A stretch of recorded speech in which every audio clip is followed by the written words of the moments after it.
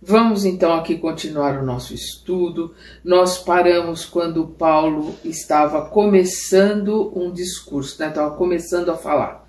Então, depois da pregação comovedora, ouvida por todos com os olhos molhados de lágrimas, o ex-tecelão de Tarso concluía o discurso solícito. Sim, irmãos, Deus é mais belo nos dias trágicos. Quando as sombras ameaçam o caminho, a luz é mais preciosa e mais pura. Nestes dias de sofrimento e morte, quando a mentira destronou a verdade e a virtude foi substituída pelo crime, lembremos Jesus no madeiro infamante. A cruz tem para nós outros uma divina mensagem. Não desdenhemos o testemunho sagrado quando o Mestre, não obstante imáculo, sem pecado, só alcançou neste mundo batalhas silenciosas e sofrimentos indefiníveis. Fortaleçamo-nos na ideia de que seu reino ainda não é deste mundo. Alcemos o espírito à esfera do seu amor imortal. Perdão. A cidade dos cristãos não está na terra. Ela não poderia ser a Jerusalém que crucificou o enviado divino, nem a Roma que se compraz em derramar o sangue dos mártires. Neste mundo estamos em uma frente de combate incruento, sem sangue, sem morte da vítima. Perdão. Neste mundo estamos em uma frente de combate incruento, trabalhando pelo triunfo eterno da paz do Senhor. Não esperemos, portanto, repousar no lugar do trabalho e dos testemunhos vivos. Da cidade indestrutível da nossa fé, Jesus nos contempla e balsamiza o coração. Caminhemos ao seu encontro, por intermédio dos suplícios e das perplexidades dolorosas. Ele ascendeu, ele ascendeu ao Pai do cimo do Calvário. Nós lhe seguiremos as pegadas, aceitando com humildade os sofrimentos que por seu amor nos forem reservados. O auditório parecia estático. Ouvindo as palavras proféticas do apóstolo, todo mundo ali, o que ele está colocando, nós todos sabiam que iam acabar sendo presos, iam acabar no sacrifício, inclusive Paulo. Entre as lajes frias e impassíveis, os irmãos na fé sentiam-se mais unidos entre si. Em todos os olhares cintilava a certeza da vitória espiritual. Naquelas expressões de dor e de esperança havia o tácito, tácito é implícito entendimento, que não está expresso, um entendimento que está oculto. Então, naquelas expressões de dor e de esperança, havia o tácito compromisso de seguir o crucificado até o seu reino de luz. O orador fizera uma pausa, sentindo-se dominado por estranhas comoções. Nesse instante inesquecível, um magote de guardas rompeu afoito no recinto. O centurião volúmeo, à testa da patrulha armada, fazia intimações em alta voz, enquanto os crentes pacíficos estarreciam surpresos, Estavam ali surpresos e apavorados. Em nome de César, bradava o preposto imperial, exultando de contentamento, e ordenando aos soldados que fechassem o círculo em torno dos cristãos indefesos, continuava gritando de modo espetacular: e que ninguém fuja. Quem o tentar morre como um cão. Apoiando-se a forte cajado, pois nessa noite não tivera a companhia de Lucas, Paulo, ereto, evidenciando sua energia moral, exclamou firmemente: E quem vos disse que fugiríamos? Ignorais, porventura, que os cristãos conhecem o mestre a que servem? Sois emissários de um príncipe do mundo que estes sepulcros esperam, mas nós somos trabalhadores do Salvador magnânimo e imortal. Nós vemos aqui a força, a energia, principalmente a força moral, né, de Paulo. E é interessante que Lucas não está ali.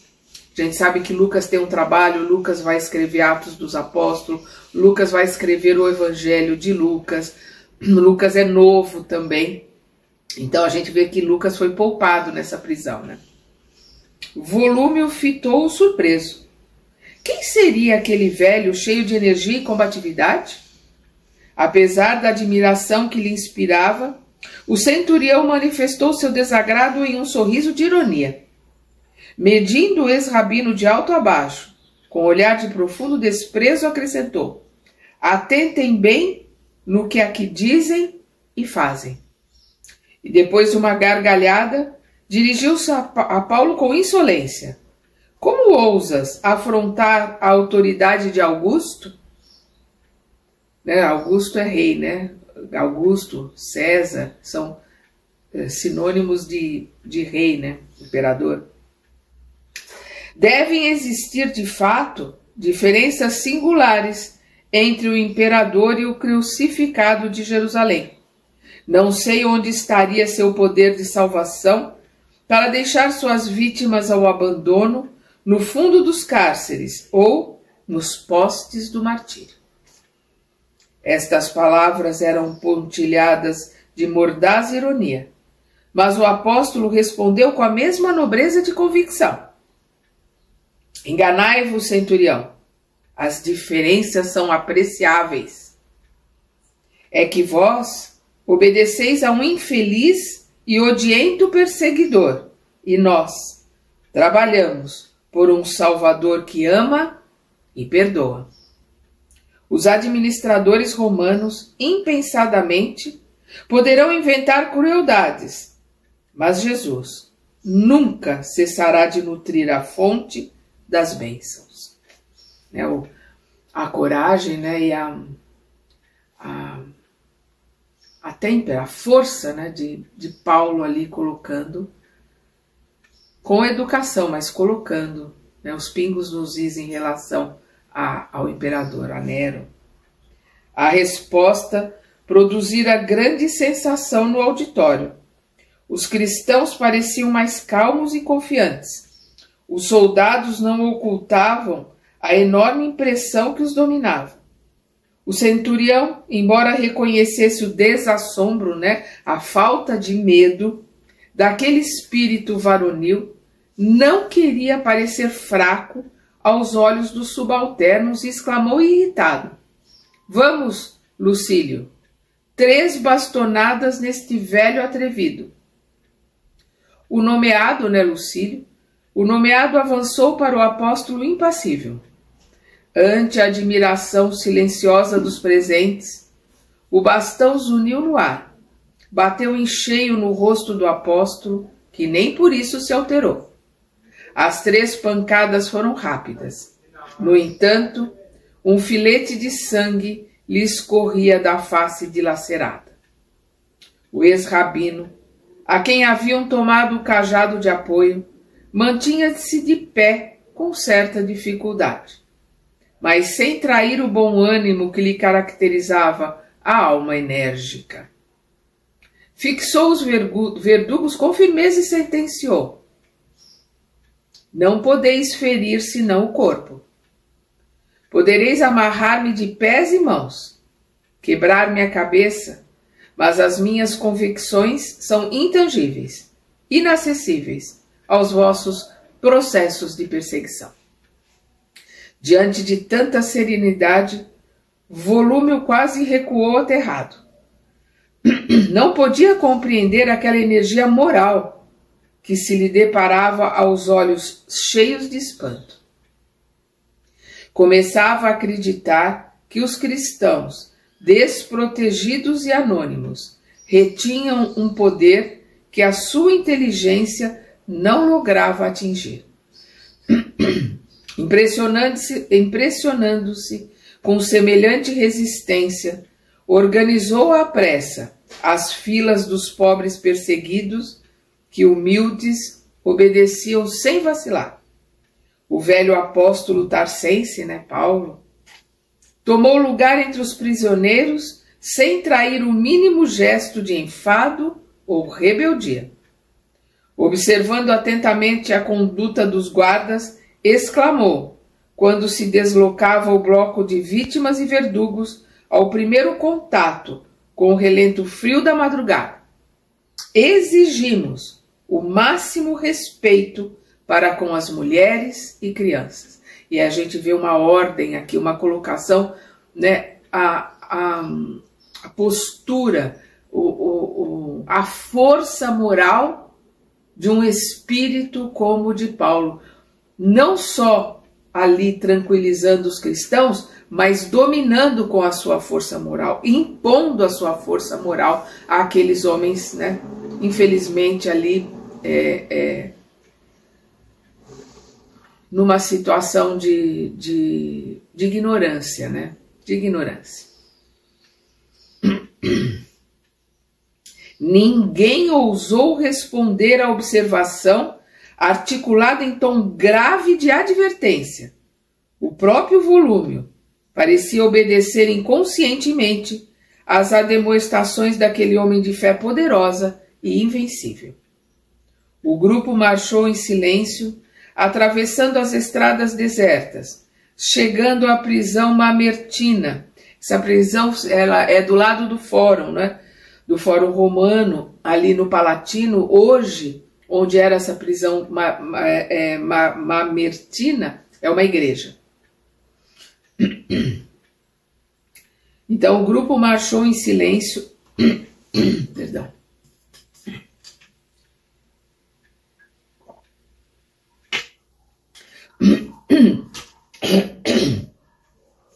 O grupo marchou em silêncio, atravessando as estradas desertas, chegando à prisão Mamertina, quando listravam o horizonte os primeiros clarões da aurora. Atirados previamente em um pátio escuro, até serem alojados individualmente nas divisões gradeadas infectas, os discípulos do Senhor aproveitaram esses rápidos momentos para conforto mútuo, para trocarem ideias e conselhos edificantes.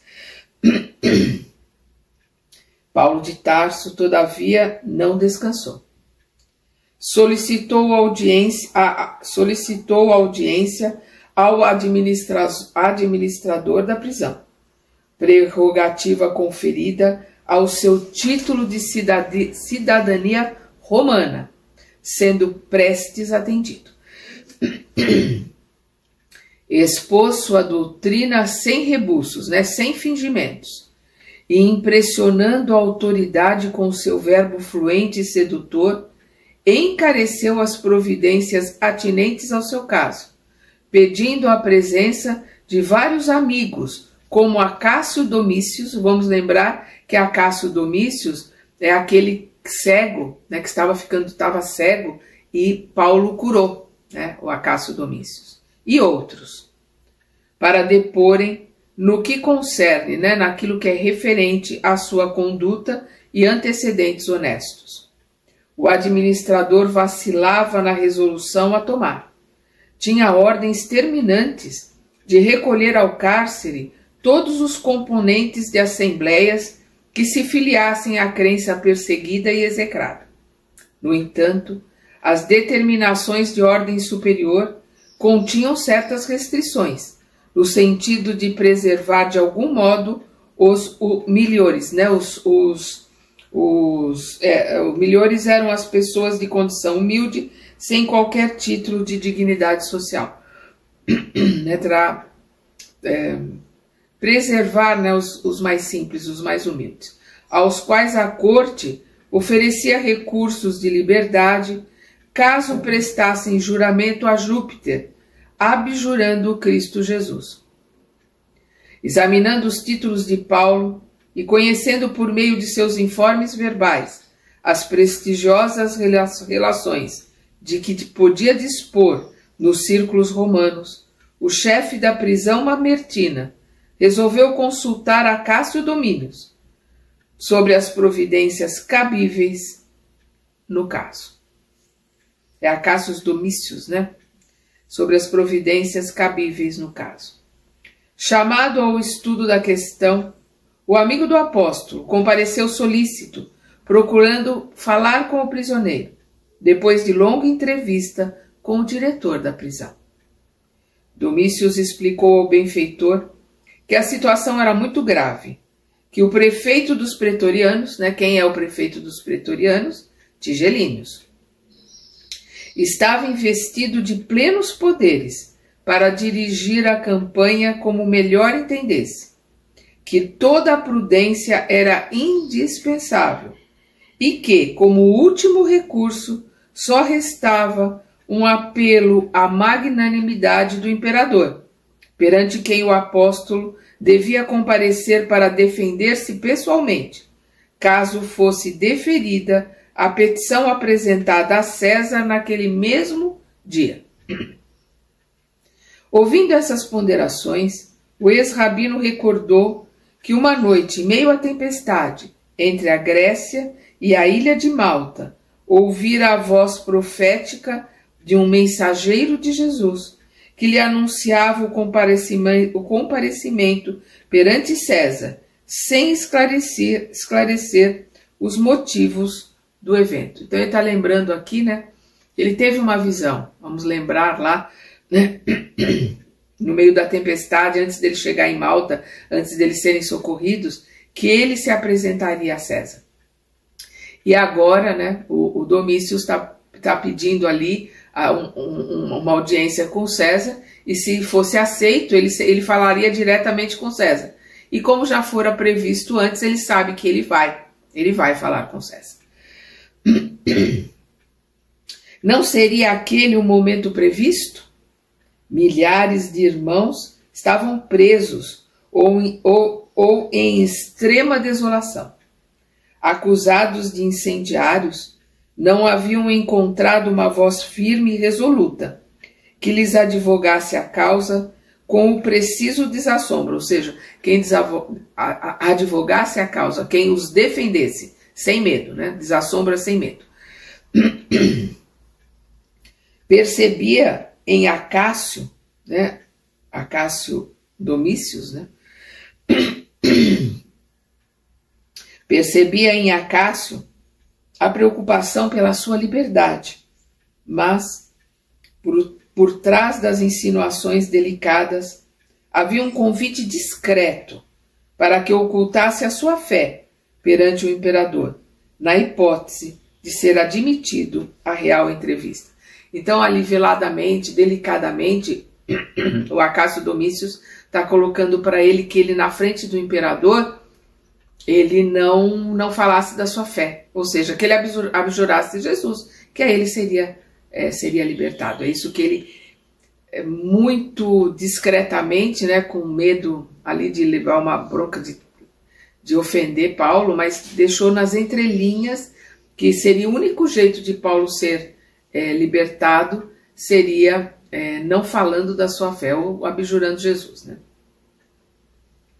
Compreendia os receios do amigo, mas, intimamente, desejava alcançar a audiência de Nero, a fim de esclarecê-lo quanto aos sublimes princípios do cristianismo. Constituir-se-ia advogado dos irmãos perseguidos e desditosos, né, infelizes.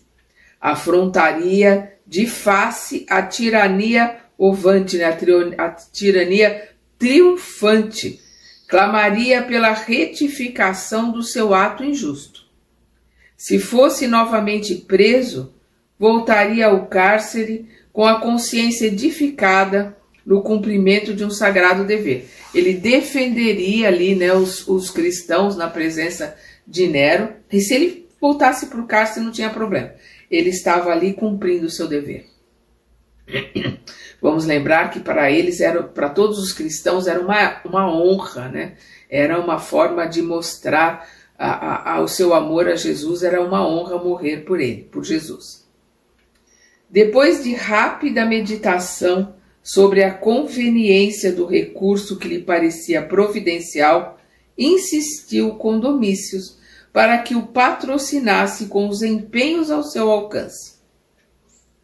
O amigo do apóstolo multiplicou atividades pessoais para alcançar os fins em vista, valendo-se do prestígio de todos os que viviam em condições de subalternidade junto do imperador, conseguiu a desejada audiência para que Paulo de Tarso se defendesse, como convinha, no apelo direto à autoridade de Augusto, né, a autoridade de César, né, do rei. Por ele ser romano, ele tinha esse direito. No dia aprazado, foi conduzido entre guardas à presença de Nero, que o recebeu curioso em seu vasto salão, onde costumava reunir os favoritos ociosos da sua corte criminosa e excêntrica. Perdão aí a minha voz, mas tá um resfriado assim que não passa. Nós estamos com muita mudança de tempo aqui em Florianópolis. Interessava-se-lhe a personalidade do ex-rabino. Queria conhecer o homem que mobilizara grande número de seus íntimos para apoiar-lhe o recurso. A presença do apóstolo dos gentios, né, a presença de Paulo, causou-lhe enorme decepção. Que valor poderia ter aquele velho insignificante e franzino?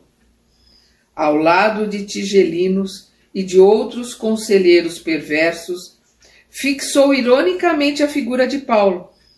Era incrível tamanho interesse a respeito de uma criatura tão vulgar, tão comum. Quando se dispunha a recambiá-lo à prisão, sem lhe ouvir o apelo, um dos áulicos, né, daqueles que estavam ali, que trabalhavam ali, né, que estavam ali junto da corte, né, que estavam junto de César, trabalhavam junto de César, né? Então um dos áulicos lembrou que seria conveniente facultar-lhe a palavra para que se lhe aferisse a indigência mental. Nero, que jamais perdia ocasião de ostentar suas presunções artísticas, considerou o alvitre, né, a sugestão bem apresentada e ordenou ao prisioneiro que falasse à vontade. Ladeado por 2 guardas, quer dizer, acompanhado, né, por 2 guardas, o inspirado pregador do evangelho, e aqui, perdão, quando Emmanuel coloca o inspirado pregador do evangelho, o Emmanuel está nos colocando que Paulo não está sozinho ali, está sendo inspirado. Por quem? Quem que está ali, com certeza, ao lado, né, de Paulo? Estevão. Nós sabemos que Estevão e Abigail estão ao lado, sempre ao lado de Paulo. E Estevão é o mensageiro de Jesus. Então, Paulo está sendo inspirado pelo Mestre Jesus através de Estevão. Então, aqui quando ele coloca, ladeado por 2 guardas, o inspirado pregador do evangelho, levantou a fronte cheia de nobreza, fitou César e os companheiros do seu séquito, né? do seu cortejo leviano, e comentou resoluto. Vamos ver se o melzinho aqui melhora um pouco a voz. Vamos lá. Voltando aqui. A gente vê que ele fita Nero, né? Ele fita o rei César, né? César é o rei, o imperador. Voltando aqui. Ladeado por 2 guardas, o inspirado pregador do evangelho levantou a fronte cheia de nobreza, fitou César e os companheiros do seu séquito leviano e comentou resoluto, com muita convicção, né? Com muita firmeza. Imperador dos romanos, compreendo a grandeza desta hora em que vos falo, apelando para os vossos sentimentos de generosidade e justiça. Não me dirijo aqui a um homem falível, a uma personalidade humana, simplesmente, mas ao administrador que deve ser consciencioso e justo, ao maior dos príncipes do mundo, e que antes de tomar o cetro e a coroa de um império imenso, deve considerar-se o pai magnânimo de milhões de criaturas, porque o Império Romano naquela época era o maior império na Terra. As palavras do velho apóstolo ecoavam no recinto com o caráter de uma profunda revelação. O imperador fixava-o admirado e enternecido. Seu temperamento caprichoso era sensível às referências pessoais, nas quais predominavam as imagens brilhantes. Percebendo que se impunha ao reduzido auditório, o convertido de Damasco prosseguiu mais corajoso ainda, com mais força ainda. Paulo continua. Confiando em vossa longanimidade, pleiteei esta hora inesquecível, a fim de apelar para o vosso coração, não somente por mim, mas por milhares de homens, mulheres e crianças, que padecem nos cárceres ou sucumbem nos circos do martírio, né, nos circos romanos. Falo aqui em nome dessa multidão incontável de sofredores, perseguida com requintes de crueldade por favoritos de vossa corte, que deveria ser constituída de homens íntegros e humanitários. Acaso não chegarão aos vossos ouvidos os lamentos angustiosos da viuvez, da velhice e da orfandade? Ó Augusto imperante do trono de Cláudio, sabei que uma onda de perversidade e de crimes odiosos varre os bairros da cidade imperial, arrancando soluços dolorosos aos vossos tutelados miseráveis. Ao lado de uma vossa atividade governamental, por certo, rastejam víboras venenosas que é necessário extirpar, a bem da tranquilidade e do trabalho honesto do vosso povo. Esses cooperadores perversos desviam vossos esforços do caminho reto, espalham terror entre as classes desfavorecidas da sorte, ameaçam os mais infelizes. São eles os acusadores dos prosélitos de uma doutrina, quer dizer, prosélitos são os novos convertidos, né? Os novos adeptos. Então são eles os acusadores dos prosélitos de uma doutrina de amor e redenção. Não acrediteis no embuste, né, na mentira dos seus conselhos que ressumam crueldade. Ninguém trabalhou, talvez, quanto os cristãos no socorro às vítimas do incêndio voraginoso. Enquanto os patrícios ilustres fugiam da Roma desolada, enquanto os mais tímidos se recolhiam aos lugares mais abrigados do perigo, os discípulos de Jesus percorriam os quarteirões em chamas, aliviando as vítimas infortunadas. Alguns imolaram a vida ao altruísmo dignificador, né? Alguns morreram de uma forma altruísta, salvando pessoas, né? E por fim, vede, os trabalhadores sinceros do Cristo foram recompensados com a pecha de autores do crime hediondo, de caluniadores sem entranhas. Acaso não vos doeu a consciência ao endossardes tão infames alegações à revelia de uma sindicância imparcial e rigorosa? No efervilhar das calúnias, não vi surgir uma voz que vos esclarecesse.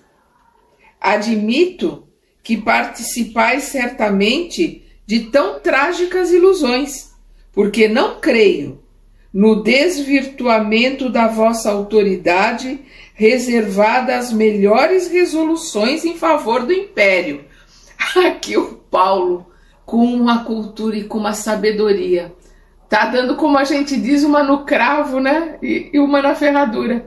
Ele tá dando ali, colocando as virtudes nobres que o imperador deveriam ter, e ao mesmo tempo mostrando que ele está sendo enganado e que não houve justiça, né? E não houve ali um inquérito para ver quem é que realmente, quais foram os responsáveis pelo incêndio. E aqui ele está, né, mostrando o seu conhecimento, né? Mostrando a sua sabedoria. O Paulo aqui, o Emmanuel aqui não coloca, mas com certeza, como ele está numa corte romana, cercado de romanos ali, e como ele por ser cidadão romano, ele tinha o latim, ele tinha o grego, né, e o hebraico na ponta da língua. Hebraico por ser judeu, o grego por ter estudado em Tarso, né, que pertencia à Grécia, e o latim por ser um cidadão romano. Então é muito provável que ele estivesse falando ali na língua deles, né, no latim. E com todo esse conhecimento e essa sabedoria. É por isso, ó imperador dos romanos, que reconhecendo o grandioso poder enfeixado em vossas mãos, né, colocado ali em vossas mãos, ouso levantar minha voz para esclarecer-vos. Atentai para a extensão gloriosa de vossos deveres. Olha as colocações que Paulo faz a César. Atentai para a extensão gloriosa de vossos deveres. Não vos entregueis à sanha de políticos inconscientes e cruéis. Lembrai-vos de que, em uma vida mais elevada que esta, ser-vos-ão pedidas contas de vossa conduta nos atos públicos. Não alimenteis a pretensão de que vosso cetro seja eterno. Sois mandatário de um Senhor poderoso, que reside nos céus. Para vos convencerdes da singularidade de semelhante situação, volvei, né, volte, né, vira, né, um olhar. Volvei um olhar apenas ao passado brumoso, né, o passado ali que está na penumbra. Onde os vossos antecessores, em vossos palácios faustosos, perambularam guerreiros triunfantes, reis improvisados, herdeiros vaidosos de suas tradições. Onde estão eles? A história nos conta que chegaram ao trono com os aplausos delirantes das multidões. Vinham soberbos, ostentando magnificências nos carros do triunfo, decretando a morte dos inimigos, adornando-se com os despojos sangrentos das vítimas. Entretanto, bastou um sopro para que resvalassem do esplendor do trono para a escuridão do sepulcro. Uns partiram pelas consequências fatais dos próprios excessos destruidores. Outros, assassinados pelos filhos da revolta e do desespero. Recordando semelhante situação, não desejo transformar o culto da vida em culto da morte, mas demonstrar que a fortuna suprema do homem é a paz da consciência pelo dever cumprido. Por todas essas razões, apelo para a vossa magnanimidade, não só por mim, mas por todos os correligionários que gemem à sombra dos cárceres, esperando o gládio da morte, a espada da morte. Vamos lembrar aqui esse discurso maravilhoso de Paulo. Vamos lembrar que nós estamos em 64. 4 anos à frente, 68, né? Nero Cláudio é obrigado a tomar veneno, a se suicidar. Decretam a sua sentença de morte. Então ele vai viver só mais 4 anos.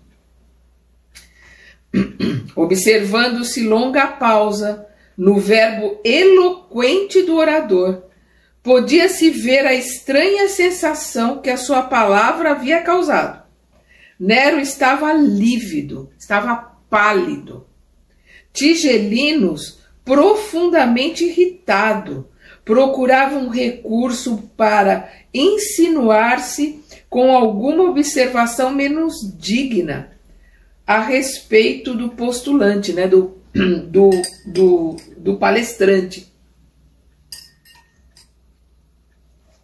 As raras cortesãs presentes não disfarçavam a indizível comoção que lhes abalara o sistema nervoso. Estava todo mundo, né, estupefato ali, estava todo mundo, né, assombrado com o conhecimento, com a coragem e com a profundidade das palavras de Paulo.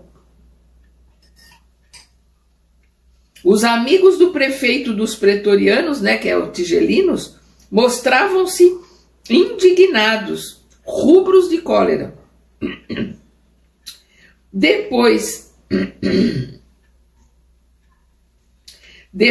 de ouvir o áulico, né, o servidor da corte, depois de ouvir um áulico, um dos servidores da corte, o imperador ordenou que o apelante se conservasse em silêncio, até que tomasse as primeiras deliberações. Estavam todos surpreendidos. Não se podia esperar de um velho franzino e doente tamanho poder de persuasão, um desassombro, né, um destemor que raiava pela loucura, segundo as noções do patriciado. Por muito menos velhos e probos, né, velhos e conselheiros, né, velhos e probos conselheiros, né, conselheiros importantes. Então, velhos e probos conselheiros da corte haviam alcançado o exílio ou a sentença de morte. O filho de Agripina, né, Nero, parecia abalado. Não mais assentava no olho a impertinente esmeralda à guisa de monóculo. Ele usava, né, uma pedra, uma esmeralda grande, que ele colocava, como as pessoas colocam, né, levantam um monólogo, né, para uma lente para enxergar melhor. Ele usava a esmeralda. É interessante as colocações que Emmanuel traz, porque ele descreve coisas, ele coloca coisas que os historiadores vão, às vezes levam muito tempo, né? Muito tempo para descobrir. A gente vê no livro Há 2000 anos, quando o Emmanuel coloca que o Públio Lentulus estava na sacada da casa dele olhando, né, os entregadores que só podiam entregar em Roma depois das 10 da noite, e todo mundo riu, falou que aquilo era uma invenção do Chico Xavier, né, naquele livro. E depois foi 2002 ou 2004, não faz muito tempo, que eles encontraram numas escavações, encontraram um registro de um dono, de um atacadista, de um dono de loja, de um dono de um mercado, uma mercearia, e lá ele estava, que ele era obrigado a manter empregados à noite para poder receber as encomendas que só podiam ser entregues depois das 10 horas. Então ali eles foram descobrir em 2000 e pouco o que em 1940 e pouco, acho que 45, 46, o Emmanuel já estava colocando no seu livro, né? Já estava colocando ali no livro Há 2000 anos. Então aqui ele está mostrando que o Nero usava a título de monóculo uma grande esmeralda. Ele já nem estava usando mais aquilo, ele estava sem a pompa, ele estava abalado ali com tudo que ele escutou. Então não mais assentava no olho a impertinente esmeralda à guisa de monólogo. Tinha a impressão de haver escutado sinistros vaticínios. Ele sentiu ali que talvez ele tivesse ouvindo uma premonição, né? E a gente sabe que é pouco tempo que ele vai ter ali pela frente. Entregava-se automaticamente aos seus gestos característicos, quando impressionado e nervoso, né? Ele tinha gestos de quando ele estava muito nervoso, então ele estava ali com aqueles gestos mostrando que ele estava impressionado, estava muito nervoso. As advertências do apóstolo penetravam-lhe o coração. Suas palavras pareciam ecoar-lhe nos ouvidos para sempre. Tigelinos percebeu a delicadeza da situação e aproximou-se. Divino, exclamou o prefeito dos pretorianos, em atitude servil, a voz quase imperceptível. Se quiserdes, o atrevido poderá morrer aqui mesmo, ainda hoje. Não, não, redarguiu Nero comovido. Este homem é dos mais perigosos que tenho encontrado. Ninguém como ele ousou comentar a presente situação nesses termos. Vejo por trás da sua palavra muitos vultos, talvez eminentes, que conjugando valores poderiam fazer-me grande mal. Concordo, disse o outro hesitante em voz muito baixa. Assim, pois, continuou o imperador prudentemente, é preciso parecer magnânimo e sagaz. Né? Vamos lembrar que ele é como o Emmanuel colocou ali, um histrião, né? Um farsante, um ator. Então é preciso parecer magnânimo e sagaz. Dar-lhe-ei o perdão por agora, recomendando que não se afaste da cidade, até que se esclareça de todo a situação dos seguidores do cristianismo. Tigelino os escutava com um sorriso ansioso, enquanto o filho de Agripina rematava em voz sumida, bem baixa, né? Vigiará seus menores passos, mantê-lo-ás em custódia oculta, e quando vier a festividade da reconstrução do grande circo, aproveitaremos a oportunidade para despachá-lo a lugar distante, onde deverá desaparecer para sempre. O odioso prefeito sorriu e acentuou, né, Tigelinos? Sorriu e acentuou. Ninguém resolveria melhor o intrincado problema. Terminada a breve conversação, imperceptível aos demais, né, porque foi muito baixo, só foi entre o Nero e o Tigelinos, Nero declarou com enorme surpresa dos palacianos conceder ao apelante a liberdade que pleiteava em sua primeira defesa, mas reservava o ato de absolvição para quando se apurasse definitivamente a responsabilidade dos cristãos.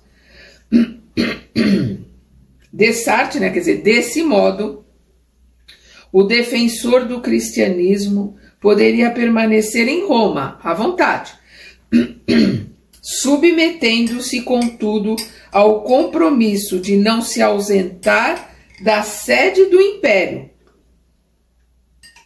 até que seu caso pessoal fosse bastantemente esclarecido.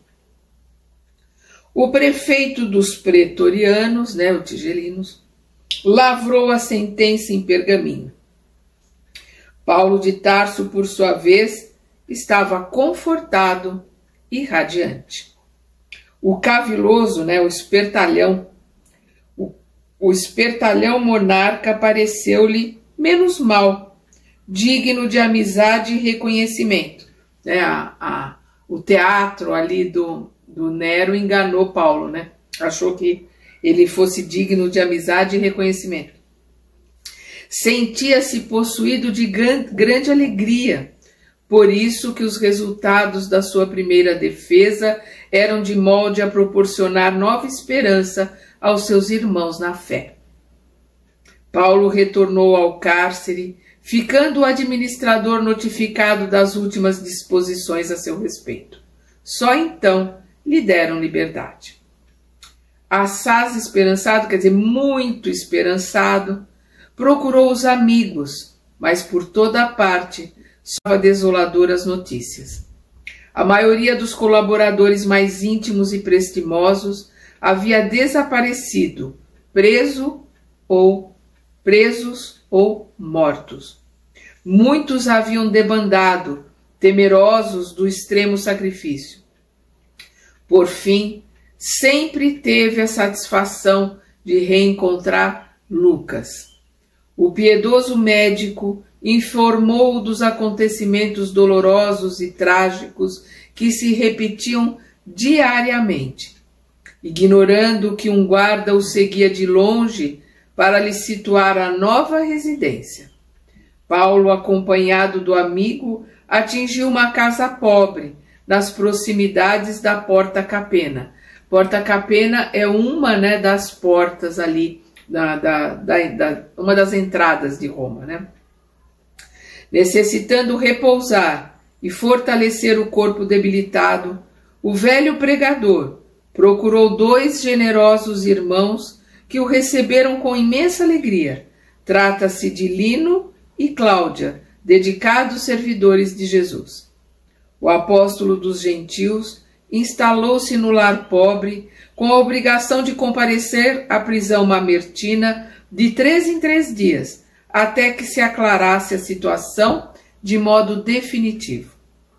Não obstante o consolo de que se sentia possuído, o venerável amigo do gentilismo experimentava singulares presságios, né? Paulo ali estava com pressentimento, né? Ele sabia que as coisas não iam ser boas, ele estava sentindo que o fim dele era próximo, mas o que mais o doía o seu coração é saber que o sofrimento, o martírio dos cristãos iria continuar e, o que é pior, iria aumentar, né?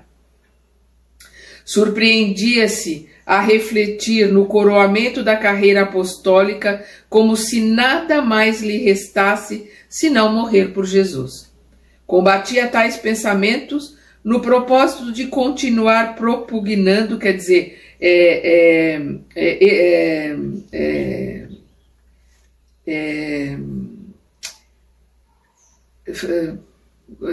digerindo, né? Ele continuava delegando, né? Continuava realizando, né? o trabalho dele pela difusão dos ensinamentos, dos ensinamentos evangélicos, né? Ele combatia esses pensamentos de que ele iria, né, teria que morrer por Jesus, no propósito de continuar defendendo, né, ali e trabalhando pela difusão dos ensinamentos evangélicos. Não mais pôde encaminhar-se à pregação das catacumbas, dada a prostração física, mas valia-se da colaboração afetuosa e dedicada de Lucas para as epístolas que julgava necessárias. Então ele continuou escrevendo as suas cartas, né, as suas epístolas, e contava ali com Lucas ao lado dele. Nessas inclui-se a derradeira, né, a última carta que escreveu a Timóteo. Vamos lembrar que Timóteo é o filho do coração dele, né? Ele era filho de Eunice. Não me lembro agora do nome da avó dele, que ajudaram Paulo, né, quando Paulo quase teve a morte. Então, nessas inclui-se a derradeira carta que escreveu a Timóteo, aproveitando 2 amigos que partiam para a Ásia. Paulo escreve esse último documento ao discípulo muito amado, né? Ele tinha o Timóteo como filho, tomando-lhe de singulares emoções que lhe enchem os olhos de lágrimas abundantes. Sua alma generosa deseja confiar ao filho de Eunice as últimas disposições, né, para Tiago, as últimas disposições, mas luta consigo mesmo de modo a não se dar por vencido. O ex-rabino, ao traçar conceitos afetuosos, sente-se qual discípulo chamado às esferas mais altas, sem poder furtar-se à condição de homem que não deseja capitular na luta, né? Não deseja se entregar. Ao mesmo tempo em que confia a Timóteo a convicção de haver terminado a carreira, pede-lhe que envie a ampla capa de couro deixada em Troade, em casa de Carpo, visto necessitar de agasalho para o corpo abatido. Então ele pede, né, que o Timóteo mande por este emissário uma capa de couro que ele tinha, né, porque ele vai precisar, ele está precisando de um agasalho, está precisando se cobrir, né, melhor. Enquanto lhe envia as últimas impressões cheias de prudência e carinho, roga aos seus bons ofícios para que João Marcos venha à sede do Império, né, venha para Roma, a fim de auxiliá-lo no serviço apostólico. Quando a mão trêmula e rugosa escreve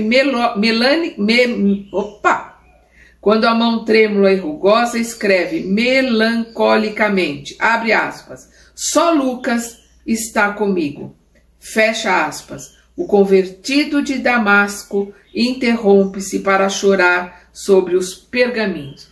Ele chora ali sobre aquela carta, né, que ele está enviando para Timóteo, colocando que só Lucas está ali com ele.